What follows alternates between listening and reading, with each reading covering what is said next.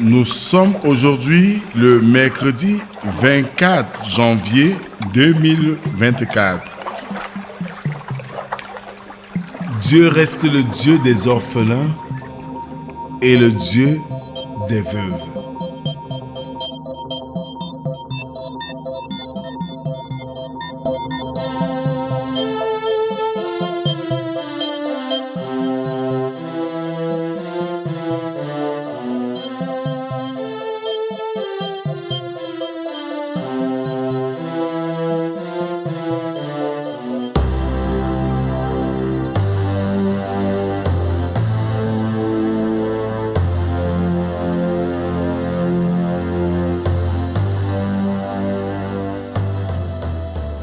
Bien-aimés dans le Seigneur, nous sommes à notre rendez-vous quotidien de méditation.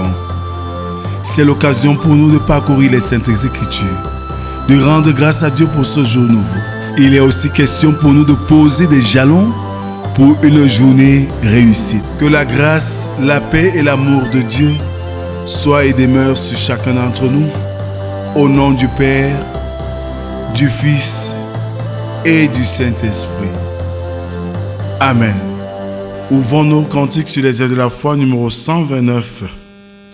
Nous attendons le Sauveur glorieux. Nous attendons le Sauveur glorieux, d'un cœur joyeux rempli de confiance. Il va régner sur la terre et les cieux, dans le beau jour de notre délivrance. Vois face à face notre Sauveur. Oh, quelle grâce, quel parfait bonheur. Vois face à face notre Sauveur.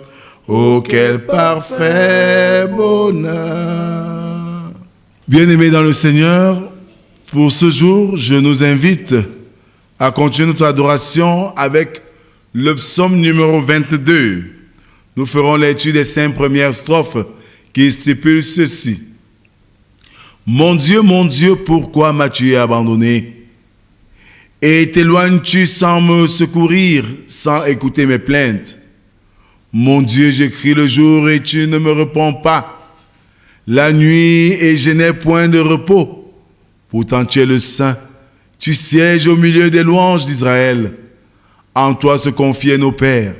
Ils se confiaient et tu les délivrais. Ils criaient à toi et ils étaient sauvés. Ils se confiaient en toi et ils n'étaient point confus. Amen. Prions Dieu. Éternel notre Dieu, voici un nouveau jour qui se lève devant nous. Nous n'avons rien fait pour mériter cela. Voici comme ces oiseaux qui te célèbrent, qui te chantent et qui te rendent grâce. Nous sommes réunis dans le cadre de notre méditation quotidienne pour te dire merci Seigneur de ce que tu ne cesses de faire dans nos vies de chaque jour. Viens Seigneur, instruis-nous par ta parole qui est la vérité et la vie. Parle, tes enfants t'écoutent. Amen. Ce matin, nous méditons dans le livre de 1 Timothée, chapitre 5, versets 3 à 16. 1 Timothée 5, 3 à 16. Là, il est écrit: honore les veuves qui sont véritablement veuves. Si une veuve a des enfants ou des petits-enfants, qu'ils apprennent avant tout à exercer la piété envers leur propre famille et à rendre à leurs parents ce qu'ils ont reçu d'eux. Car cela est agréable à Dieu. Celle qui est véritablement veuve et qui est demeurée dans l'isolement met son espérance en Dieu et persévère nuit et jour dans les supplications et les prières. Mais celle qui vit dans les plaisirs est morte, quoique vivante. Déclare ces choses afin qu'elles soient irréprochables.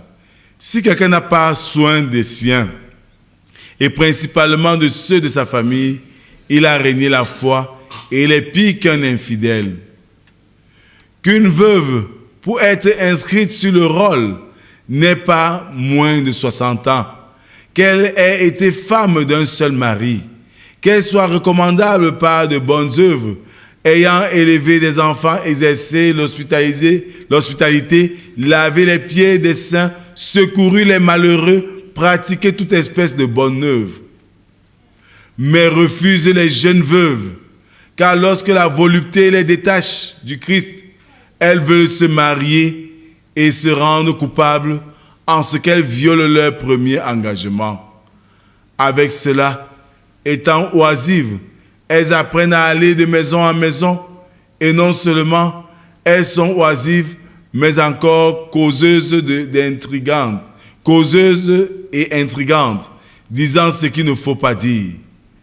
Je veux donc que les jeunes se marient, qu'elles aient des enfants, qu'elles dirigent leur maison, qu'elles ne donnent à l'adversaire aucune occasion de médire, car déjà quelques-unes se sont détournées pour suivre Satan.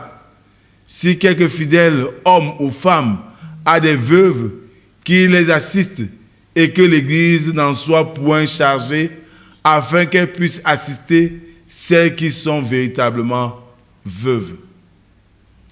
Amen. Bien-aimés dans le Seigneur, du temps de Paul, les veuves qui méritaient d'être aidées par l'Église devaient être inscrites sur une liste. Pour figurer sur ce document, une veuve devait remplir certaines conditions. Avoir au moins 60 ans, avoir été fidèle à son mari, être connue pour ses bonnes œuvres. Les veuves qui satisfaisaient à ces exigences se voyaient confier quelques tâches dans l'Église. Peut-être les mêmes que celles qu'elles avaient accomplies auparavant et qui leur avaient valu la considération des autres. L'enseignement des enfants, l'exercice de l'hospitalité et le secours aux nécessiteux ou l'enseignement des autres femmes.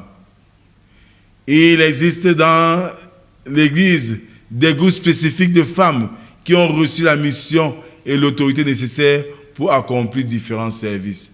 C'est vrai, mais il est important aussi de mettre un point d'honneur sur l'encadrement de ces jeunes, de ces veuves, de peur qu'elles ne s'éloignent et s'égarent dans la volupté et tout ce qui les éloigne du vrai sens même que Dieu attend d'eux et que Dieu attend d'elles.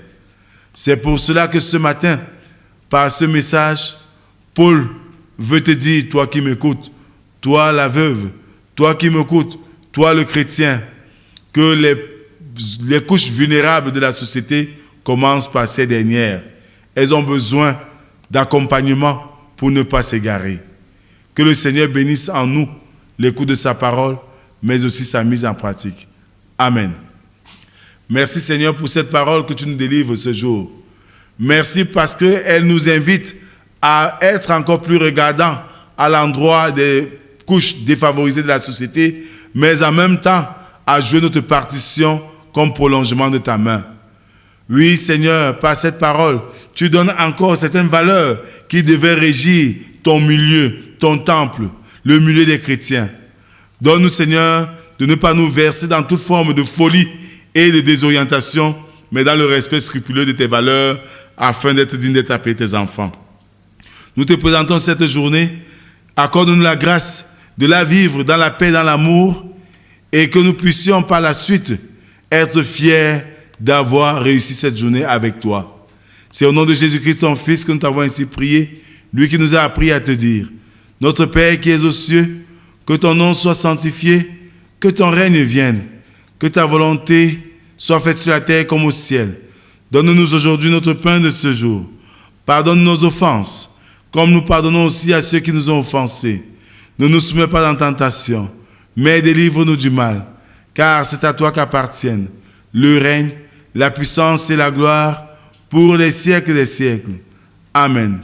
En guise d'exhortation, bien-aimés, restons vigilants et attentifs à l'endroit des couches défavorisées de la société pour leur donner un goût nouveau à la vie et responsabilisons celles-là qui ont une certaine maturité pour ne pas détruire la mission que Dieu nous a confiée. Que la grâce, la paix et l'amour de Dieu soient et demeurent sur chacun d'entre nous, au nom du Père, du Fils et du Saint-Esprit, un seul Dieu éternellement béni. Amen. Bonne journée à tous et à demain si Dieu le veut. Shalom.